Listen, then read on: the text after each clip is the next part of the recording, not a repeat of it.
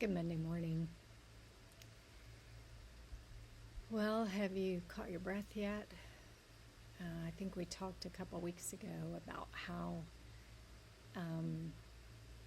one thing happens and you can't catch your breath from that until it's something else extreme and extravagant.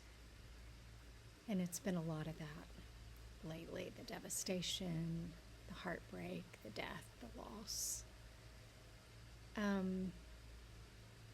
So what do we do in the middle of that, and what do we do with survivor's guilt, as some call it? We live in an area of Georgia that is just west of Augusta, and apparently at the last minute, turned and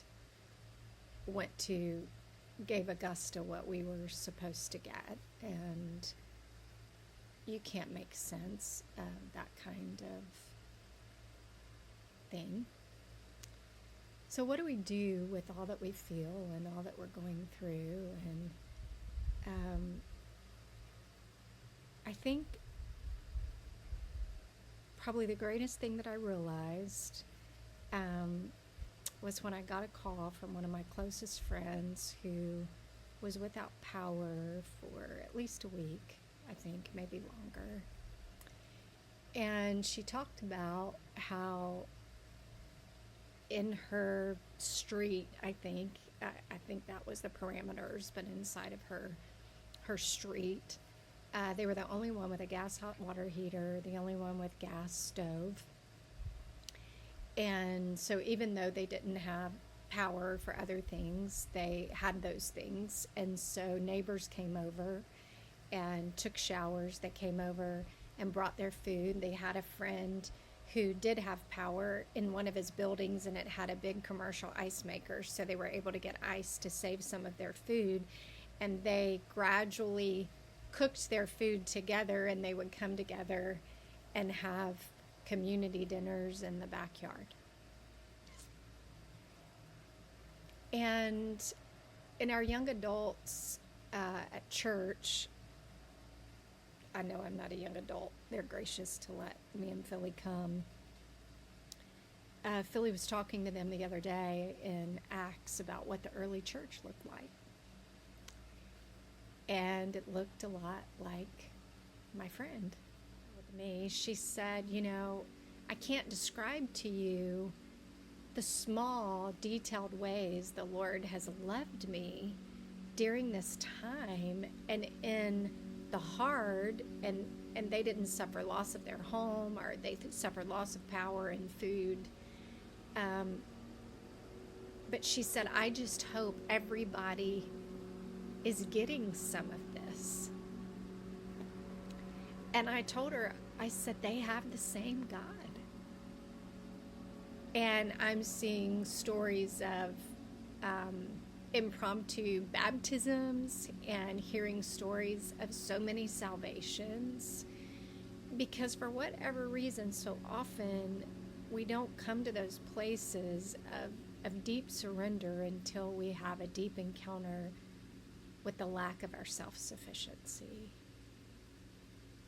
And in those moments when everything is stripped away and we realize that nothing in this life is permanent, it moves our heart to that which Ecclesiastes 3:11 says it was created for. It says God put eternity in the hearts of man.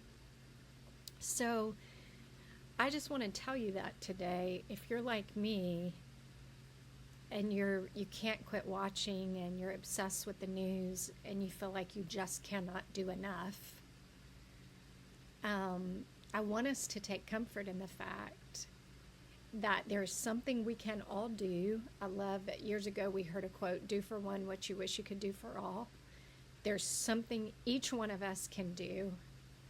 And this is a moment that the body of Christ shines, and it gives us a picture of the early church. And there are times I can't help but wonder if that's what the church will eventually go back to.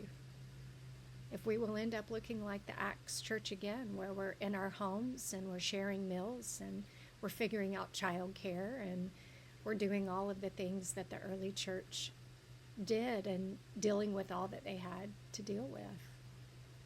So I hope that gives your heart comfort today in knowing that even in the hard, we are hearing stories of how present God has been. And why wouldn't he be? Because that's who he is. He is present. And often it takes sweeping away the debris of the storm to actually see him. So let's continue to pray for our brothers and our sisters and our friends and our neighbors and those strangers that we do not know their name to, but God knows their name and he knows exactly where they are. Let's continue to pray for their relief, for their comfort, for their provision, and let's continue to ask God what he's asking of us. And if you, like me, are in a comfortable place right now, let's not wait until storms come through to know the names of our neighbors. That has convicted me. We should not be waiting for catastrophe to know the people around us. So, that's all. I think it's just all that's on any of our hearts and minds.